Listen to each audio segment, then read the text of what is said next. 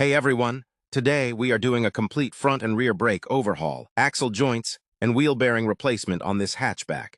First up, we're tearing down the front brakes, out with the old worn-out brake pads, and in with these brand new high-performance front brake shoes to restore that crisp stopping power. Next, we're tackling the CV joints, or outer axles. If you've been hearing that annoying clicking sound while turning, this is the culprit. We removed the worn-out joints, cleaned up the splines, packed the new ones with premium grease, and slipped on a fresh rubber boot. Smooth steering is officially back. While we had the front left side disassembled, it was the perfect time to address a noisy wheel bearing. A bad bearing can cause severe vibrations and a loud humming sound at highway speeds. We pressed the old, gritty bearing out of the knuckle and carefully installed this brand new sealed precision bearing, smooth as silk now. Moving on to the rear, we pulled off the brake drums to inspect the rear brake shoes. They were completely glazed over. After cleaning out all the brake dust from the drum assembly, we installed the new rear brake shoes and adjusted the tension perfectly for a solid handbrake feel.